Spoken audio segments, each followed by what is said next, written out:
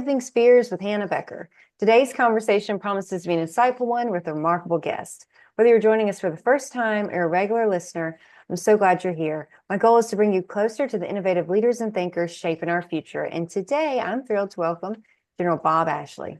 General Ashley retired with 36 years of leadership, operational, and combat experience in intelligence, global security, and risk management.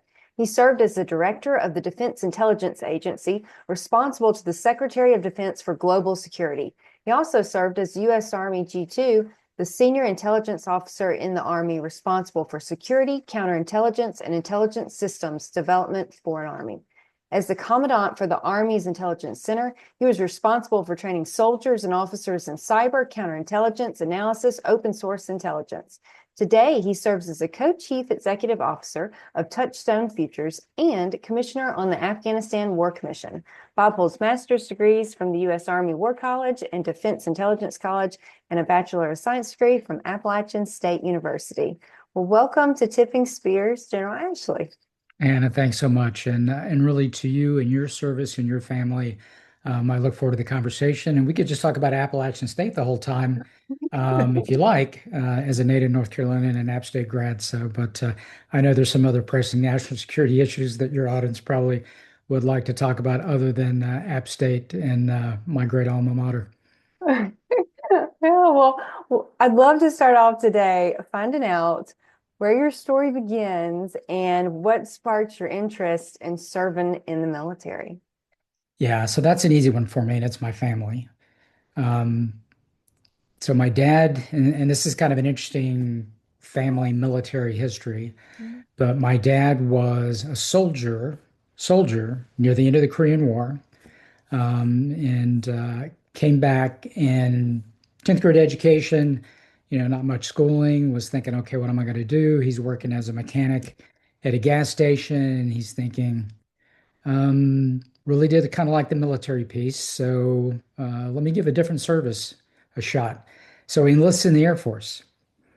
And so my family background, he does 20 years in the Air Force and retires in 1974. I have a brother who's 6 years older. And so in 76, I'm 16, he's graduating college and he goes into the Air Force as a 141 pilot. So what got me interested in the military is I'm the son of an airman and the son of a soldier who served in Korea and Vietnam, and then a brother who was a career Air Force officer and a 141 pilot. And really, my brother was, a huge inspiration, seeing how he really kind of charted his own way through college, and he knew what he wanted to do, and he made it happen. Wow. It's fascinating to hear kind of the family legacy. Was there a particular event or person that served as a catalyst, for your own career? Yeah, it really is my brother. If when you have an older sibling who's 6 years older, it's almost like I got a third parent in the house, right? Who really, really did look out for me. And so he was really the inspiration to say, hey, look what I've achieved. You can do the same. And so kind of set your goals high and move forward. But the interesting part of that story is my sophomore year at App State. So I'm in just kind of a general college program, not sure exactly what I'm going to do. And I'm walking across campus, and in the distance, there's somebody coming toward me in battle dress uniform, right? It's one of the ROTC cadets. And as I'm getting closer, I recognize that this is a guy named Benny Duncan that I went to high school with. And so Benny goes, good to see you. We're catching up from the last couple of years since we left high school. And so we go to the cafeteria and we're having a conversation. He goes, you ought to go talk to Captain Flora in the ROTC department. And I went, that's a good idea. Let's go talk to Captain Flora. And next thing you know, Captain Flora's got me taking a battery of tests and all these other things. I said, how would you like to go to basic this summer? And before you know it, I'm in the ROTC program. And as I say, the rest is history. And so fast forward to, I think it was the 40th high school reunion. I went up to Benny and told him, I said, thanks. Even though I think I probably would have ended up there because of the family background and history, You just don't know exactly what that path is going to be, much Mhm. like you don't know what your path is going to be in your time in service and where it's going to take you. But it really was kind of that catalyst that put me into the ROTC department. And I told Benny, I said, thanks for that chance meeting on campus one day.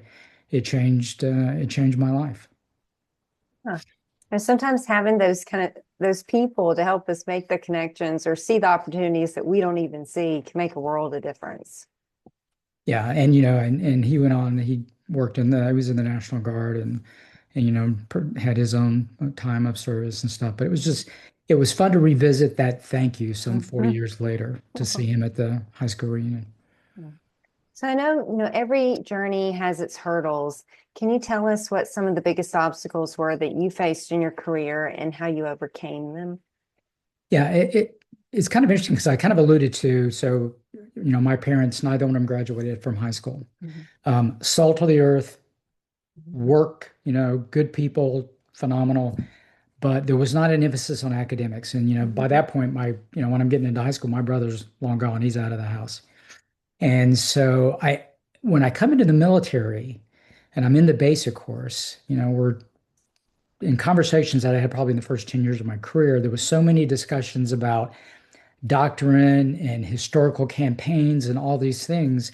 And I felt like I am so far behind. You go into a meeting Mhm. and on the sideline, someone's cutting, having a conversation, go, this really reminds me of Operation Torch. We were in North Africa. And I'm thinking, Torch, I'm not tracking any of this. And so I felt like I was behind from a military education standpoint, and that I really had to kind of dedicate myself to doing a lot of catch up. And it's really kind of funny when you get out to the basic course at Fort Huachuca. So it's 1984, and we're all learning about Soviet formations, Soviet doctrine, all this. And we spent countless hours going, this piece of equipment does this, this formation does this, and all this other stuff. And one of the guys that was in my basic course was a Citadel grad, a guy named Todd McGill. Todd knew all the doctrine, knew all the formations, knew all the capabilities of all the military equipment when we came out to Fort Huachuca for the basic course. And I thought, okay, I've got to hang out with Todd a bit. Good guy. We stayed in touch through our entire careers, and he did 30 years in the military. But it's that kind of professional development that started early in so many people's career. I felt I was behind, and so I had to play catch up. And I think the other hurdle that we all face is how fast can you read? Because the amount of information you're going to have to read and digest in the intelligence world and really in the Defense Department, if you're a soldier, sailor, airman, Marine, Coast Guard, Guardian, whatever you do, you have to be an incredible consumer of information and not a fast reader. So that was one of the things that was a bit of a challenge for me and still is with all the stuff that I try to get through on a daily basis. So I know you deployed, multiple times to Iraq, Afghanistan, different phases of the conflict. Can you tell us how intel requirements and the nature of, our adversaries changed across those theaters, and then what intel's role was in those campaigns?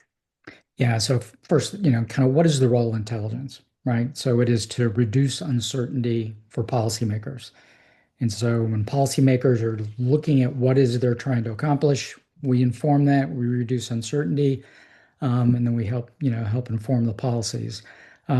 It's interesting when you look at Iraq and Afghanistan. So let's kind of start with, how it began. So initially, if you go to Afghanistan in 2001, we go in to take the Taliban out because we're no longer gonna, we can't accept Afghanistan as a place for Al Qaeda, a terrorist organization, to launch attacks. So we take care of that. We declare victory. The Taliban's out of power in 3 months.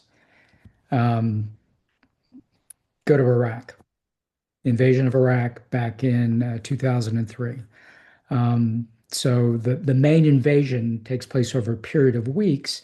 So now we find ourselves in Baghdad, we find ourselves in Kabul, two different campaigns, two different environments. But at the core, what we started off was, with counterterrorism. And then there was the simultaneity of not only terrorist operations, counter-terrorist operations, but counterinsurgency operations. And so when you look at the intelligence requirements for counterterrorism, oversimplification, but I would say at its core, it's manhunting. Mm. We are looking for individuals. And so the intelligence community and the equipment that was developed and how we refined this process of find, fix, and go after individuals, exploitation, the analysis process became very refined, very capable with emerging technology. But it's a very specific thing to go find an individual. And I think the bin Laden raid is a good example, high profile, but something that we did as, Admiral McCraven, who was the commander of the Joint Special Operations Command at the time, when people talked about, well, this amazing raid into Abbottabad, he goes, but we did similar operations, 10, 11, 12 times a night in Mhm. Afghanistan. This is just one that was a little bit different, a little further to fly, and clearly a different target. And so the manhunting aspect juxtaposed against counterinsurgency, and we'll talk about the intel piece of that. So for the counterinsurgency standpoint, you're looking at all the layers of society, culture, economics, political, military, all of those things you have to deal with. How do you reduce violence? How do you deal with the conditions that allows the insurgency to exist? And then, one of the premises is that you have a legitimate government that you're trying to defend. And so the intelligence requirements for that are markedly different. Not that one is more easy, but the focus of going after manhunting and leveraging human intelligence, signals intelligence, and things like that is much more surgical than the broad understanding that the intel community has to be able to tell you about. Here's the cultural nuances of working with Afghans, with working with tribes, with working with governments, the political framework, the military construct, societal dynamics, and economics. And so just different layers of complexity in coin that you don't necessarily have in a counterterrorism. And so we had to address all of those. And one of the things I always tell people, I said, you can't do analysis on information you have not collected. Mhm. And so we had to make sure that the sensors were out and in the right places to pull in that information. I think one of the bigger challenges that we had, it wasn't necessarily the technology to collect the information on the coin side of the house, is really having the bench and the understanding of those societies. Mhm. Because if you were to, really ask, the intelligence community, so what did we understand about Afghanistan and the Taliban and the Northern Alliance and everything going in? Very little. Now, there are anthropologists and others that could tell you the history and the tribes and all of that, and we have to leverage that to some degree. But in some cases, I'd hate to say, but it's a little bit of a pickup game Mhm. initially. And then we learn, and it's, over the decades, over the evolution, moving from counterterrorism to, you know, coin. And then you have these three domains that exist at the same time. We're doing nation building, we're doing counterinsurgency, and we're doing counterterrorism operations. All of that gets blended in to requirements that the intelligence community has to address, not only from an analytics standpoint, but for how we're collecting information and analyzing, and then doing that uncertainty reduction for commanders and for senior leaders that are trying to figure out what's the policy and what is it we're trying to do. And then one of the great conversations I had with the former chairman of the Joint Chiefs who said, it's always interesting because the premise is, the first thing you have to do is the intel analyst has to brief the senior leader. Well, his premise was, actually, I need to brief you on what the policy objectives are so that you know what my needs, my intelligence needs are, so that you can get the information that I need to Mhm. reduce the uncertainty, to help facilitate, to drive the policy, and so that you can, help inform that moving forward. So I just thought it was a very insightful thing. And none of this is static. All of this is constant. The assessment that you have when you go into Iraq in 2003 or you go into Afghanistan in 2001, it evolves over time. Assumptions are challenged, assessments change. we iterate, we collect more information. And so it's a very, very dynamic process in how we do all of this. Yeah, I really appreciated your explanation of kind of the operating environment and how it is so dynamic and complex. I know myself was really surprised to learn at truly how multicultural, the global war on terror was. This wasn't necessarily one nation or even one people group. It wasn't one homogenous, adversary. It was very, very diversified and that kind of it's starting to make sense, as you described, especially kind of the surgical precision that intelligence provided. You can kind of see a whole kind of more holistic approach to. Yeah, and the other part you kind of alluded to this, it's much broader. So you have these two major theaters of war in Afghanistan and Iraq, but we also had the global war on terrorism. Mhm. And the fighters that were coming into northern Iraq, that were coming through Syria, the foreign fighters that were coming in to bolster the ranks of AQI, Al Qaeda in Iraq, North Africa, in different regions. And then you had a much more, you had a regional kind of foreign demographic coming in to Afghanistan early on. And that kind of changed more to um, principally Afghan Taliban in the latter years that we were deployed. But the global war on terrorism existed simultaneous with everything that was going in those two theaters. And so you can't decouple those efforts as well. So you served as director of the Defense Intelligence Agency during a period of rapid geopolitical and technological change. How do you think about, or how would you advise, leading an intelligence enterprise amid so much uncertainty, the super dynamic situation? Yeah, so let me talk about the uncertainty part first. I get the question about, do you think the time that we're living in now, whether it's domestic or international, is one of the most uncertain times in your lifetime? And I go, yes, it is. Now, that's because I'm living through it, and that's because we all are living through it. So when you look at whether it's domestic, international, all the things that are happening right now, and I'll come back to, and I think we'll talk a little bit later about kind of the world order things. I'll hold that for now. But when you're living through it, it seems much more tumultuous Mhm. than if you're just reading about it historically. So think about what's happening now. Okay, now let's go in the time machine. We're going to go back to 1968. So we think about the things that are happening now. So now I'm going to drop you in 1968. Imagine what your perspective will be, knowing what you know now, going back to 68.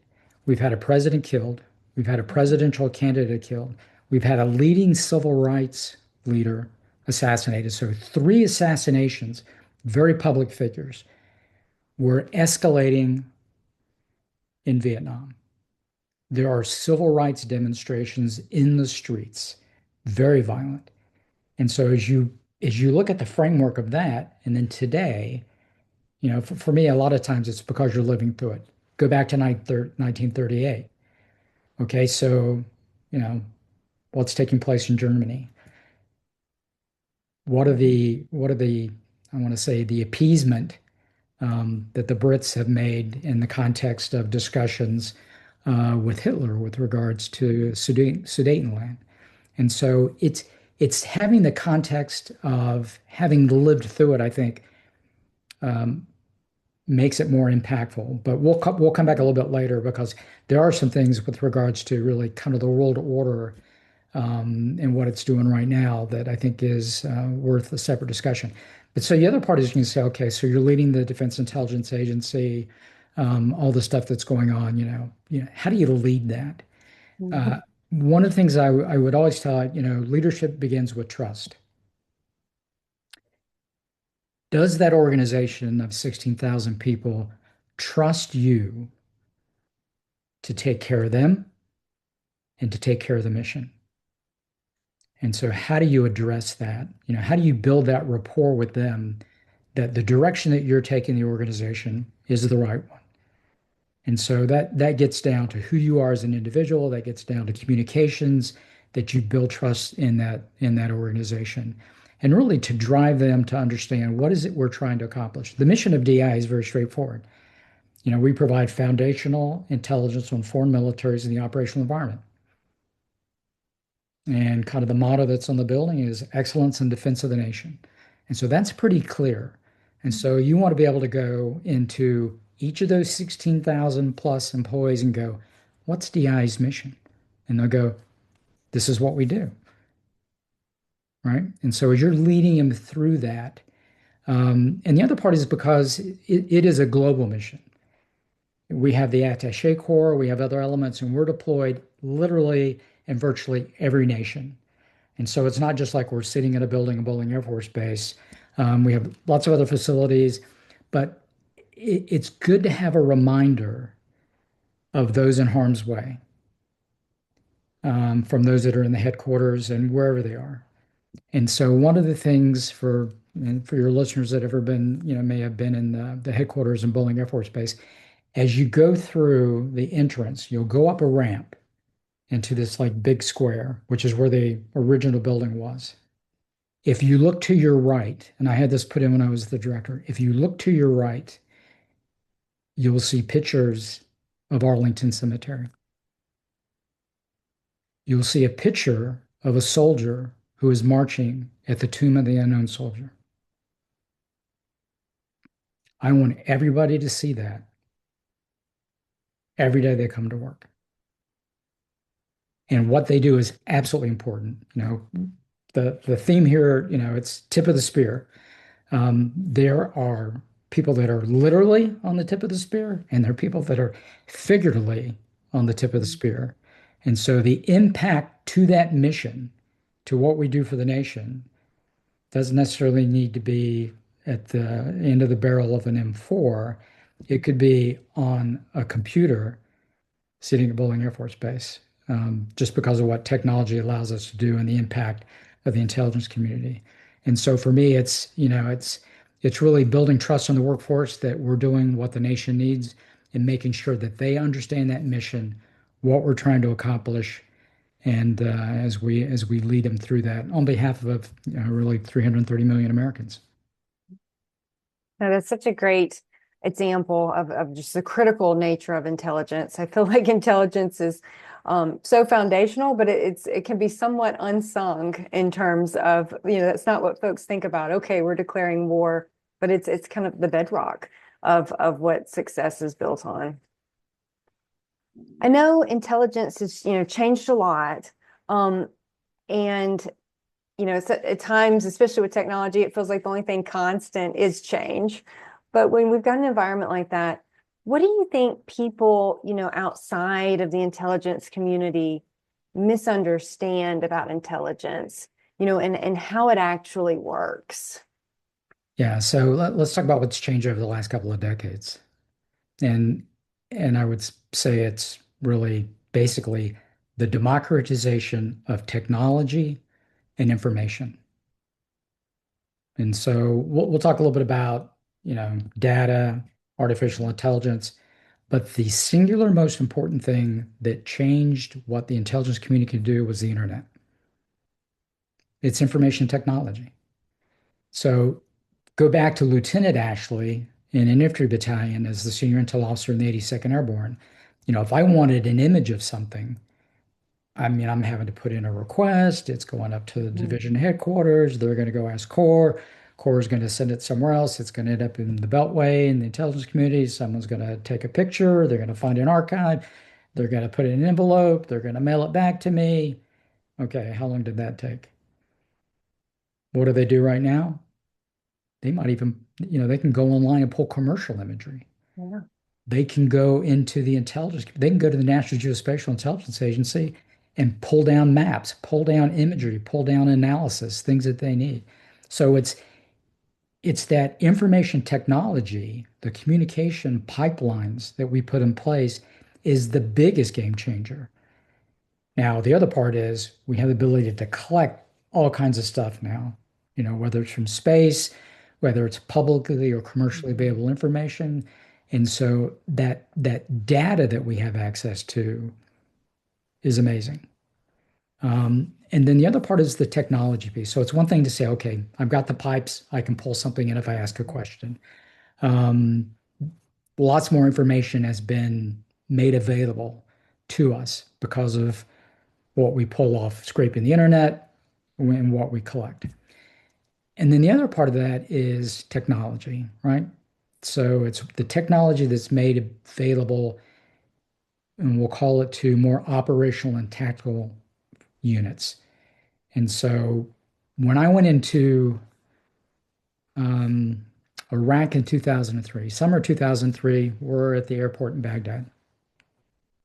And we have a thing called the National Intelligence Support Team, the NIST team. And this gets back to the data piece.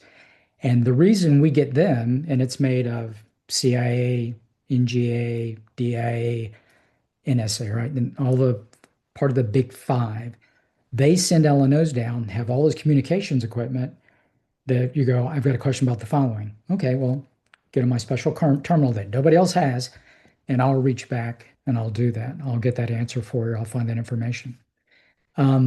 Those have kind of become overcome by the democratization of technology and that we can do that.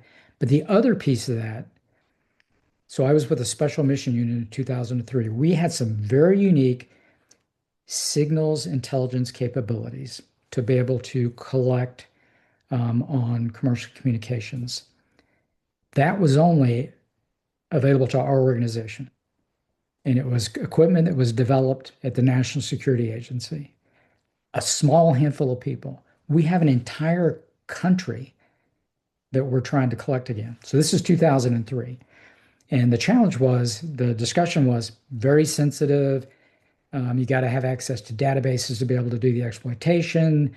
We can't trust this in just, any army formation.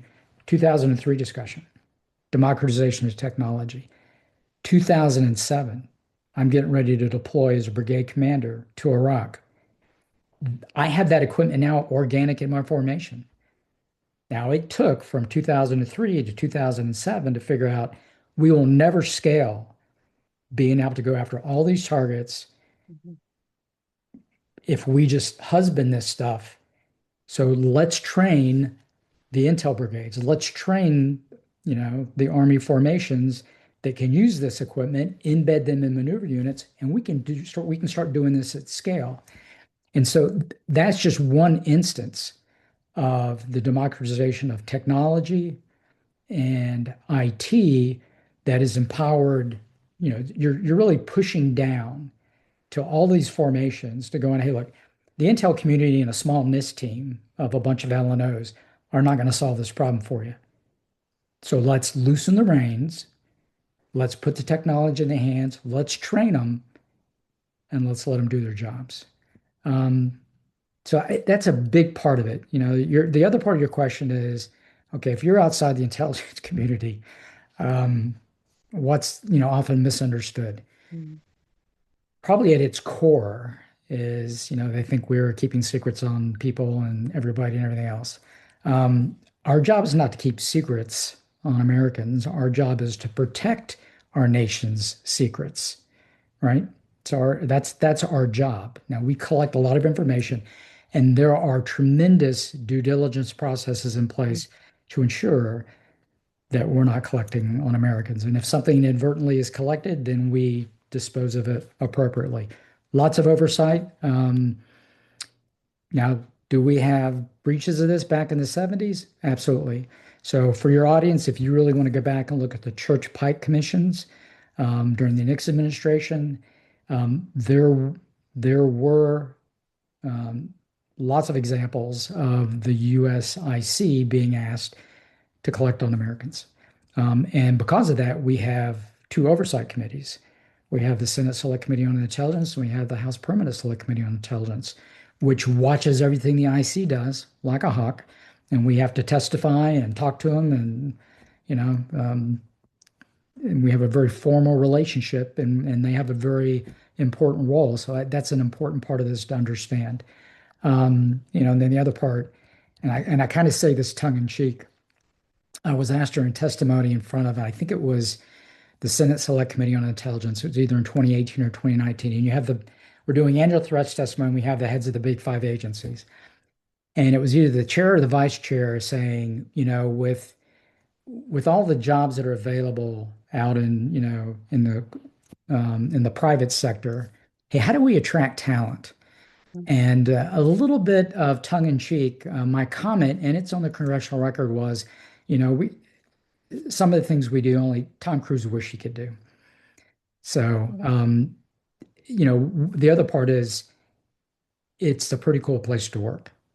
We do some pretty neat things.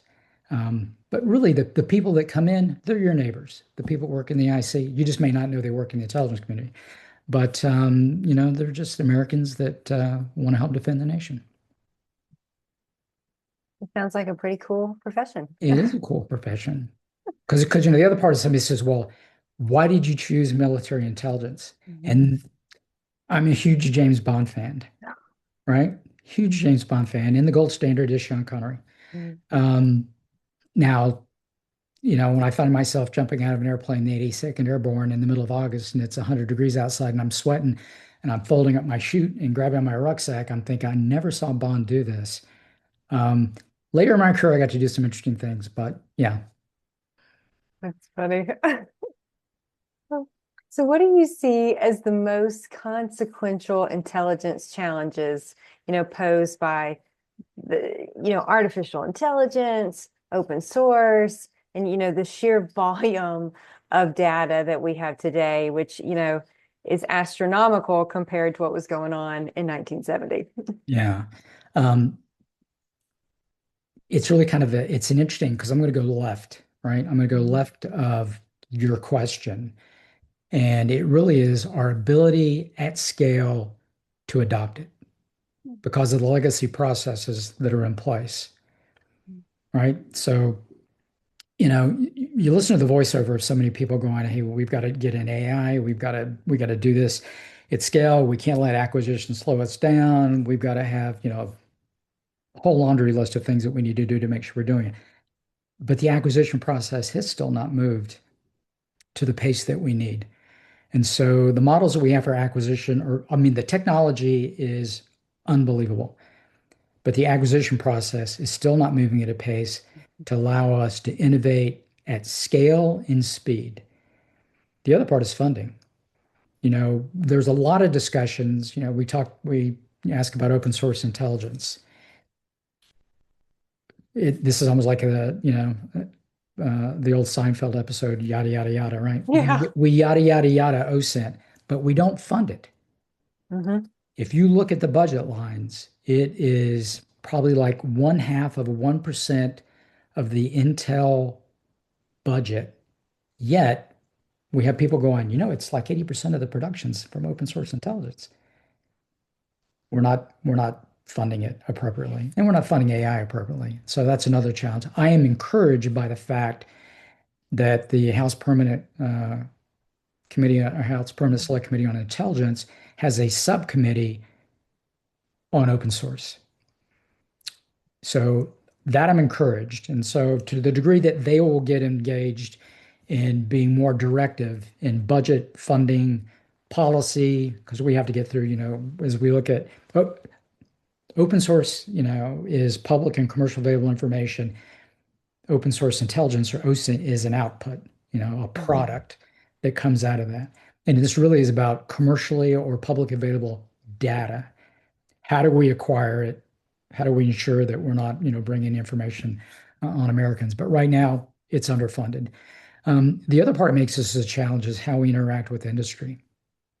We should be having a dialogue in a lot of ways, in non-competitive ways. We should be bringing industry partners in to talk about problems that we have to solve. But, oh, by the way, I'm sorry, you have to fill out a white paper and you have to go through my approval process that the legal team has put in place. Once we've reviewed the white paper and we've accepted that, then you can talk to the rest of the agency about, your technology or whatever. But I can't let you come in and see the director, or even in a non-competitive way, because it's going to look like I've given you a favorable position. And if you do that, then everybody's got to be able to come in and talk to the director. So there's some, old wives' tales in that process that we've got to figure out. Let's have the dialogue. but let's also, let's not make everything you got to go through this knothole to have a conversation that has to be reviewed. So the acquisition, the funding, the lack of dialogue, the risk aversion, all of those things are still in place. There's lots of plots that, are ready just to follow process and not thinking about outcome. There are some lights out there where somebody goes, yeah, I'm not worried about that. Let's sit down and talk about it. And for the ones that you have to follow the process, as we talk to our clients who go, here's a process you got to follow. So let's do that, and we'll get you to where you need to be. But be patient, and we'll help you navigate that. But Yeah, but the so technology itself is going to be incredible. We just got to get to where we're incorporating it. But the other part is there are things, the foundation of our um, IT infrastructure, our data, it's not really ready for AI, right? And so there's a lot of work that we got to do because we have to look at, the data and everything that's coming in as a foundational layer that we can get after. And there's too many stovepipes. And so a lot of work that has to be done to be able to do this and really leverage the capability. But some of the stuff that's coming out, um, it's unbelievable what we're going to be able to get our hands on. And there's going to be some growing pains in the process. yeah, such great insight into kind of current state of affairs, especially in relation to doing business with the government. Well, that's in my role now. So I get to, I was in one side of the fence. Now I'm on the other side of the fence, and I have a perspective from both sides, and I appreciate that.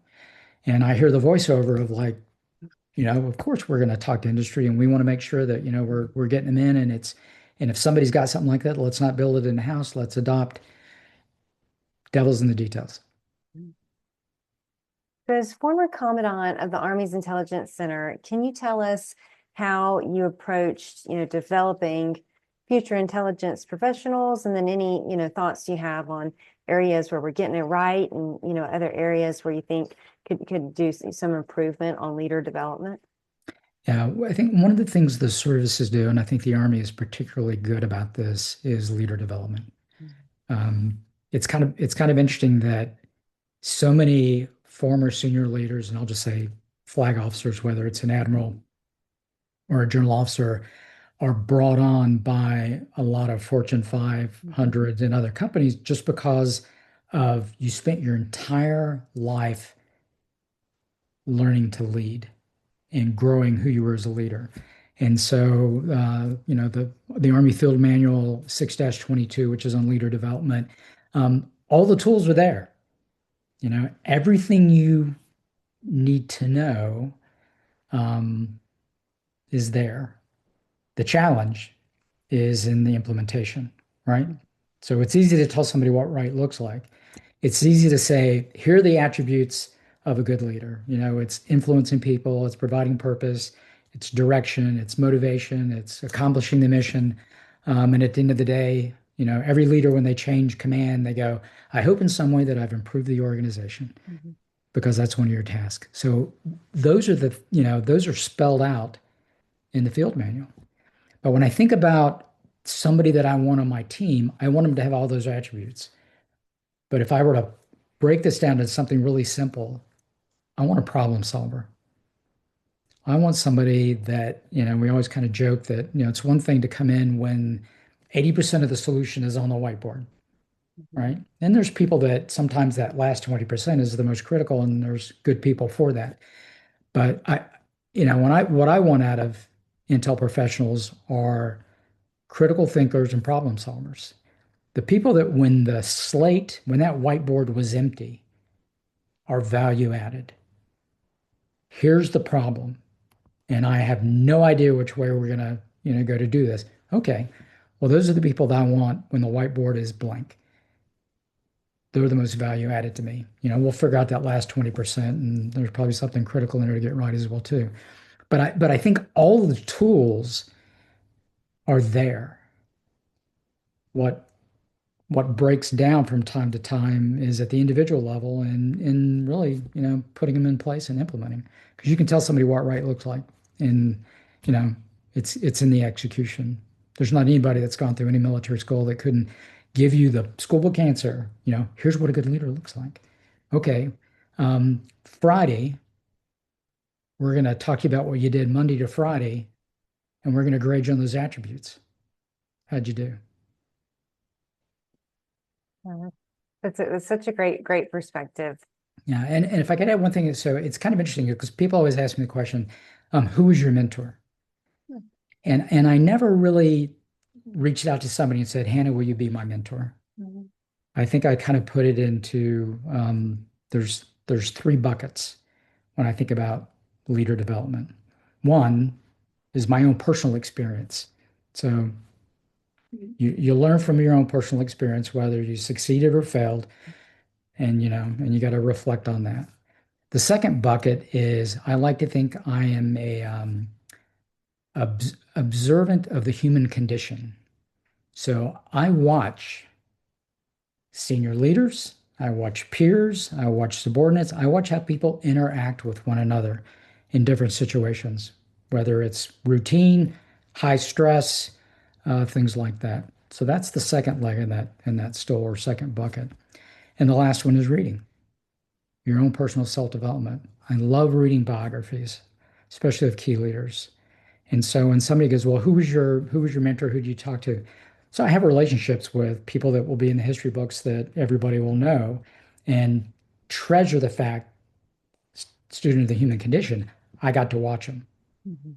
But it's my personal experience, it's watching others, and it's reading. And so I think, if you look at those three, and even the Army organizes, when the Army talks about how do we develop leaders, they go, okay, well, it's in the institutional domain. So that's when you're in school, that's when you're learning. It's in the operational domain. That's when you're out in a unit that you're assigned to. And then the last is your own self-development. So those three buckets and both, how the Army looks at it and how I've kind of framed mine, I think are very, very similar. Yeah.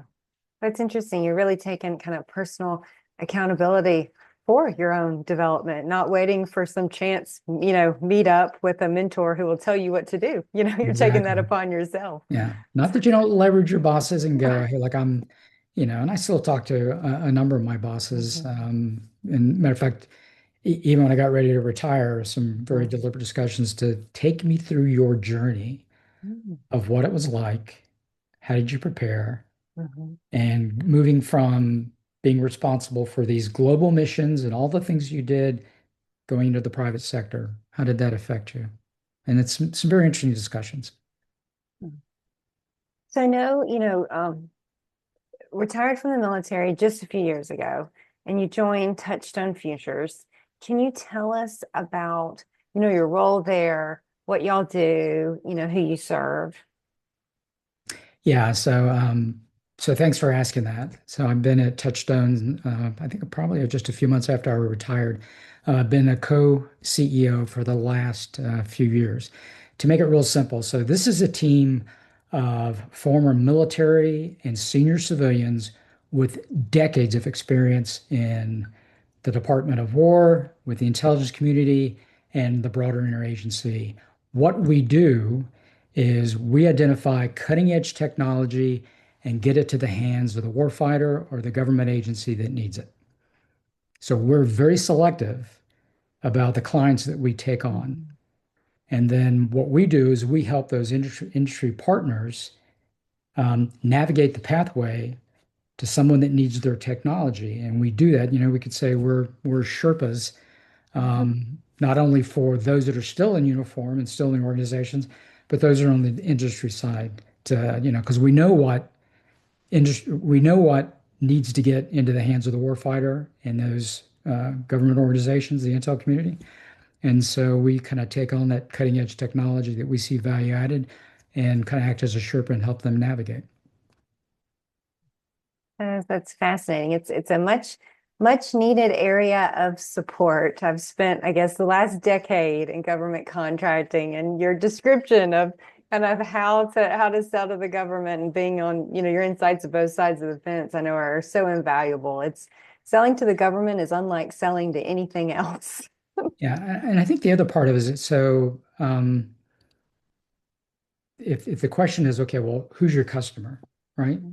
Who's Touchstone Futures customer? It's the American people. So think about what we all did for, in many cases, 30 plus years. When we go back to when we all started, whether it was in the civil service, whether it was in the military, we raised our right hand and took an oath to the Constitution. And that hasn't changed for any of us. And why this is still so critical for us is we still have friends in uniform. And in many cases, our friends that may still be in uniform or that have retired have kids in uniform. Mhm. And so, at the end of the day, we never want to be in a fair fight, and we want to make sure everybody comes home. So you now also serve as a commissioner on the Afghanistan War Commission. Can you tell us, why it's important for the nation to take, a hard, honest look at that war and maybe, kind of some of your work there? Yeah, let me give a little bit of context on the War Commission itself. So it is a bipartisan commission that was established by Congress. We started a couple years ago. We have 16 commissioners from a multitude of different backgrounds. I'm the only general officer, and I kind of have the intel equities. We have ambassadors, we have former deputy assistant secretaries of defense, we have people that were in the National Security Council. Mhm. So we have a very, I don't want to say kind of an eclectic makeup, but Mhm. it's all the functional areas that help us understand, okay, how did we get to where we got over the course of 20 years. And so we also have an amazing staff of about 45 researchers, writers, academics, other subject matter experts that have a wealth of deployment time. We have a journalist, and we have someone that is of Afghan heritage who's an academic. And so we have some tremendous insights on the staff as well as the commissioners. And the charter we have is to look for lessons learned over the 20 years of the war. And so we're taking a systematic approach to key decisions, over the chronology of how those all unfolded to get to the point, like you said, what are the lessons learned? And there's so many, neat phrases about why you study history, right? Uh, and we want to make sure that we're able to, from a policy standpoint, from a process standpoint, for the IC, how well did we do? What did we do good? What did we, fall short on? And all of that, part of it's telling the story, right? And we want to tell the story in a way that is, the average American that doesn't deal with the Defense Department and the intelligence Mhm. community can understand, okay, this is how we move through this 20-year journey. But the key part of it is what are the recommendations that are coming out of this, right? Mhm. um, as we move forward. And so, the other thing that is, how do you institutionalize lessons learned? Mhm. And there's lots of great phrases through history, because really you're looking to, you learn the most from your failures, right? So Mhm. there's the failures to understand, to reflect on those, and then what's the adaptations that you make going forward. There's a great book that was written back in 1904, The Defense of Duffer's Drift, by Ernest Swinton. And it's kind of an interesting parable where every day he wakes up and he's in the same situation, a little bit of a Groundhog Day. And he learns through his mistakes each iteration of that. Um, but, it was, like I said, we talk about lessons learned in history. Spanish philosopher George Santayana said, those who cannot remember the past are condemned to repeat it. Not that we're going to avoid it. There's always Mhm. lessons learned, lessons relearned, and Yeah. lessons unlearned. But there's a good one from Churchill as well. Churchill said, the further backward you can look, the further forward you're likely to see. Hmm. So Oh, always great quotes from Churchill, but the one that, that probably starts hitting a little bit of the reality is a German philosopher Hegel when he said, what we learn from history is that we don't learn from history. So much like leadership, you know what the tools are, you know what right looks like. We're going to do our very best to capture those lessons for the next generation, to understand some of the pitfalls and some of the successes. But at the end of the day, every problem brings unique challenges. And so if you've seen one insurgency, you've seen one insurgency, you've seen mhm, one, fill in the blank. But there's a little bit there, right, that you're going to recognize that's going to give you a baseline. There's a great quote from Secretary Mattis when he talked about reading. Um, one of them is if you've read less than 100 books in your life, you're functionally illiterate.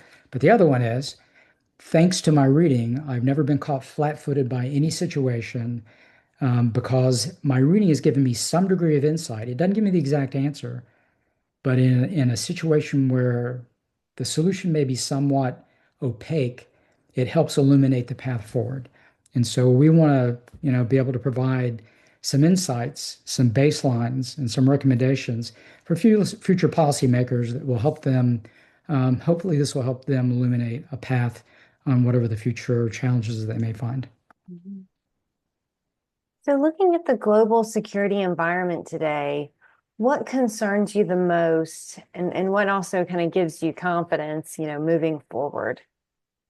Yeah, it's good that you added the confidence piece of that, right? So we talked about it seems pretty tumultuous because you're living through it. Mhm, And if you follow what's taking place in geopolitics, everybody will say, okay, this rules-based order, this framework that we've put in place after World War II is coming apart.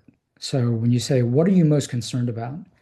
Um, it is being challenged. It is changing, and it has to change. It has to adapt. There are so many dynamics that are taking place right now. It's hard to capture all of them. And then I think really for me, we're moving into uncharted territory, right? So that rules-based order partially exists. mhm, If you're Russia and China, and I'll set aside Iran and North Korea for a second, you're not looking to break it, but you're looking to bend it because you've mm, leveraged it for the last 80 years to your advantage.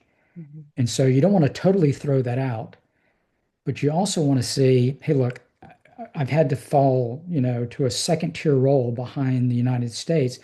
I'm not willing to relegate myself to that second tier role anymore. I want to be on peer in decisions, in influence, and make this, more equitable across these powers. Whether you think we're in a multipolar or the omnipolar moment has completely left, or, are we still going to use multidisciplined approaches to international organizations? Is there a degree of unilateralism that's in place? Where does populism play into this? mhm, Um, all those are dynamics. But at the end of the day, there's and I'll paraphrase a quote from a British Prime Minister from 1870, Lord Palmerston. He said, we have no enduring enemies. We have no enduring allies. The only thing that we have enduring are our national interests. And so you have to realize that in the context of decisions, nations will always default to their national interest. What we look for is where is their agreement in what some of those issues are as we move forward. And so and we've not retrenched back, to our borders. We're still looking at a very international perspective and things we're doing. But in a lot of ways, and I kind of leave the audience with this thought, we are moving into some uncharted waters. And the key thing is we need the best pilots to navigate through those waters. Otherwise, there's risk and there's a good chance we may bump into something. And it could be rather detrimental to the next generation moving forward. mhm. That's great, great advice. Well, thank you so much, General Ashley, for sharing your insights, your experiences today. I know your contributions to our nation and have impacted so many, I mean, people all around the world. So for that, so grateful. for your service, and then also for your willingness to come on the podcast and share your insights with everybody. No, it's good. Any wrap ups you want me to share or Do you have any kind of final advice or parting thoughts that you'd like to close with? I do, and then we'll kind of do this in rapid form. So I'll give your audience some things to think about. Number one, don't outsource your thinking. Don't outsource your thinking to LLMs or anybody else. Do your own critical thinking, right? And think critically about the world around you. Do your homework. Much to your first question is like, what were the hurdles you found and how did you work ahead of that? Be a voracious reader, whether it's arts, sciences, history, biographies. Take a very broad approach to how you educate yourself. Realize who you are as a leader is a work in progress. So I'd say, one of my bosses, General Mattis is probably at the 99% point, but he realizes he's still a work in progress and he'll spend the rest of his last life on that last 1%. Hard work matters. It pays off and it's noticed. Be a problem solver. You can't roll your sleeves up and wring your hands at the same time. Try it. You can't roll your sleeves up and wring your hands at the same time. So be a problem solver. One of the questions I always get, because you spend all this time in the military and people know that this is incredibly demanding when you get into a family situation. And Hannah, I know you can appreciate this. You always get the question of, well, how do you balance work? What's the work-life balance here? And my advice is you're looking at it wrong. It's not a binary. It's not like you're on a seesaw. I'm at work, I'm not at work, I'm at home. It really is about, think about it orchestrating, right? Think about an orchestra. You've got the winds, you've got the percussions, you've got the strings, and there's just certain times in life where you go, look, for the next couple of months, I'm teaching whatever, I'm coaching Little League, I'm going to need a little more attention in the percussion session. So it's not really a binary of I'm at work, I'm not at work. It is how do you orchestrate everything that is your life? So when you think about that, I put it in that context. And then my last comment would be something someone shared with me when I was getting ready to go into battalion command. I'm reading all these books on leadership because I'm going to command these 500 soldiers and I want to be at the top of my game. And somebody sent me an email and said, hey, have you ever looked at Lou Holtz's leadership philosophy? And I said, I've not. And it was actually an email. And it was real simple. It was the golden rule. Do your best, do what's right, and treat others as you would have them treat you. And if you can do that, at the end of the day, when your head hits the pillow, you'll rest well. Oh, that's such great insights. I love the orchestra analogy. That definitely beats the seesaw approach to work-life Yeah, balance. the seesaw approach is not going to get you there. Now, did I orchestrate well over 36 years? If my wife were here, she'd tell you, not exactly, but we ask our families, as you know, to be patient because of the demands the nation has on us when we're in uniform and when we're in service, to protect those other 330 million Americans that want to enjoy their lives and not worry about, any threats. And that's what we sign up to do. Well, thank you so much for your service to our nation and your continued, kind of continuing that life of service now with Touchstone Futures. No, thanks, Hannah. It's been good with you, and I really enjoyed the conversation. Thank you. And to our listeners, thank you for tuning in to this episode of Tipping Spears. I hope this conversation has sparked new ideas and challenged the way you think about our future. Don't forget to subscribe to the podcast, and we'll catch you next time with another exciting guest.